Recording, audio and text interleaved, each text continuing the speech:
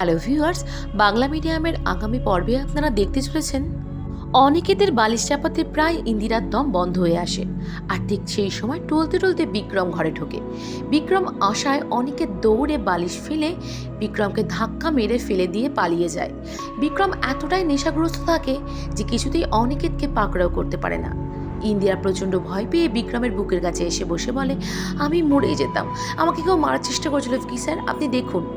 এরপর বিক্রম সবাইকে বসার ঘরে ডাকে আর তারপরেই সবাই এসে, বিশেষ করে অনন্যা তাড়াতাড়ি আসে আর বিক্রমকে বলে, কি হয়েছে, ও আবার কোনো গন্ডগোল পাকিয়েছে তাই না বাবা, ওই মেয়েটা আবার কোনো গন্ডগোল করেছে।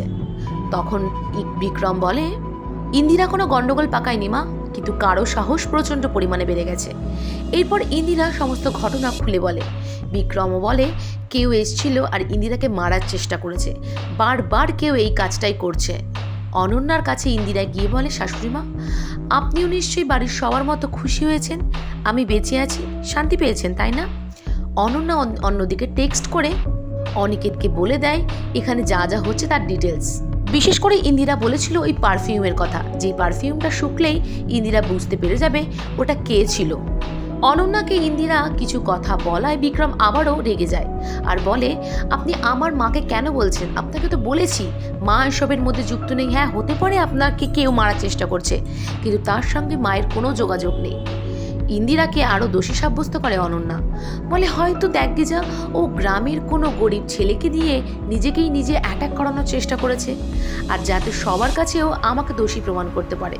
ইন্দিরা অনেকক্ষণ চুপ থাকার পরে বলে, বাহ, আপনি ঠিকই বলেছেন। হাততালি দিয়ে অনন্যার কাছে যায় আর বলে, আপনার কথা অনুযায়ী আমি এইসব ইচ্ছে করে করেছি, তাহলে ভিকি স্যারকেও নিশ্চয়ই বলে দিয়েছিলাম ঠিক ওই সময় উনি আমার রুমে আসবে, উনি না আসলে কিন্তু আমি এতক্ষণে মারা যেতাম।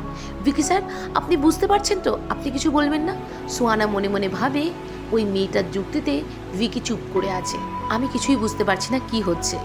এরপরে দেখা যায় সবাই যখন রুমে চলে যায় যে যার, সুমন্ত মানে মেচকা এসে অনন্যার কাছে বলে, বৌদি, এই কাজটা কিন্তু আমি করিনি, তাহলে কে করেছে বলো তো? অনন্যা চুপ থেকে যায়। বিক্রমের মনে ভয় হয় আবারও যদি ইন্দিরার কেউ ক্ষতি করে। ইন্দিরার ঘরে সারা রাত কাটাবে বিক্রম।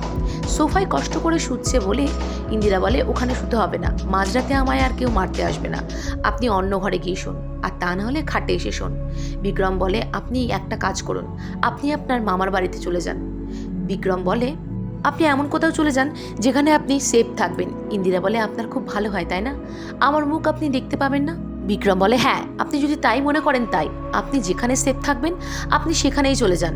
ইন্দিরা বলে, যাবো ভিকি স্যার, কিন্তু আপনার মনে কিছু ভুল ধারণা আছে, সেগুলো ঠিক করেই আমি এই বাড়ি থেকে বেরাবো। এদিকে সোহানা তার পছন্দের জায়গায় রাত্রিবেলা কাউকে না বলে চলে যায়, যেখানে রাজদীপ ওকে আদা চা খাওয়াতে নিয়ে আসতো।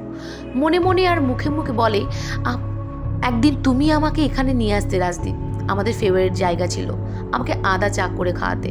আর ঠিক তখনই রাজদীপ ওর মুখের সামনে চা নিয়ে এসে বলে, সেটা এখনও হবে না। তো বন্ধুরা, সব মিলিয়ে আজকের পর্বটি তোমাদের কেমন লাগলো অবশ্যই কমেন্ট করে জানাবে।